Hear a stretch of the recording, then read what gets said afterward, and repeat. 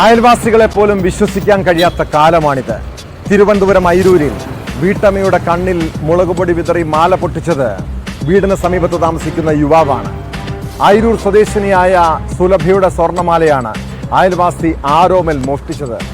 നാടകീയ സംഭവങ്ങൾക്കൊടുവിൽ മണിക്കൂറുകൾക്കുള്ളിൽ തന്നെ പ്രതിയെ പോലീസ് അറസ്റ്റ് ചെയ്തു. മോഷണത്തിൽ മറ്റാർക്കെങ്കിലും പങ്കുണ്ടോ എന്ന് പോലീസ് അന്വേഷിക്കുന്നുണ്ട്.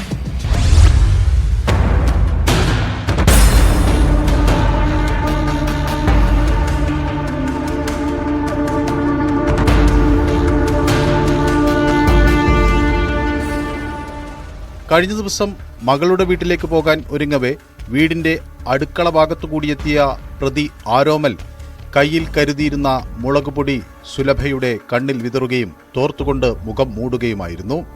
കഴുത്തിൽ കിടന്ന മാല പൊട്ടിച്ച ശേഷം നിമിഷങ്ങൾക്കുള്ളിൽ യുവാവ് ഓടിമറഞ്ഞു. നിലവിളി കേട്ടെത്തിയ നാട്ടുകാരാണ് വിവരം അയിരൂർ പോലീസിനെ അറിയിച്ചത്. തുടർന്ന് അയിരൂർ SHOയുടെ നേതൃത്വത്തിലുള്ള പോലീസ് സംഘം സ്ഥലത്തെത്തി. മോഷ്ടാവിന്റെ മുഖം വ്യക്തമായി കണ്ടില്ലെങ്കിലും അയൽവാസിയായ ആരോമലിനെ സംശയമുണ്ടെന്ന് സുലഭ പോലീസിനോട് പറഞ്ഞിരുന്നു.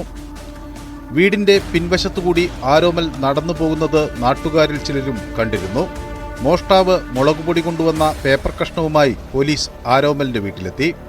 പത്രത്തിന്റെ കീറിയ ഭാഗം വീട്ടിലുണ്ടായിരുന്ന ബാക്കി ഭാഗവുമായി ഒത്തുനോക്കിയ പോലീസ് ചോദ്യം ചെയ്തെങ്കിലും ആദ്യം യുവാവ് കുറ്റം സമ്മതിച്ചില്ല.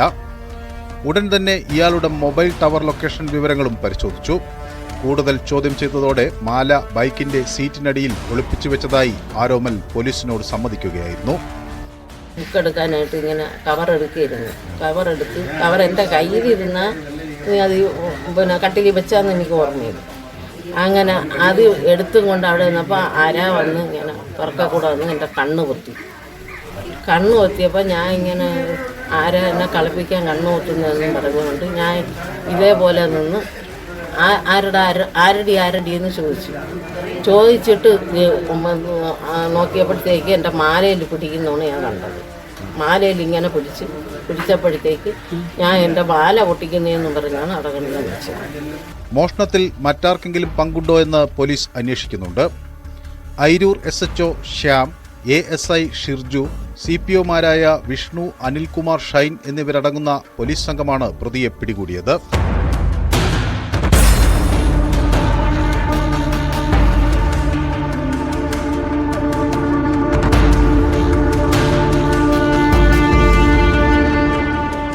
News 18 ആറ്റിങ്ങൽ.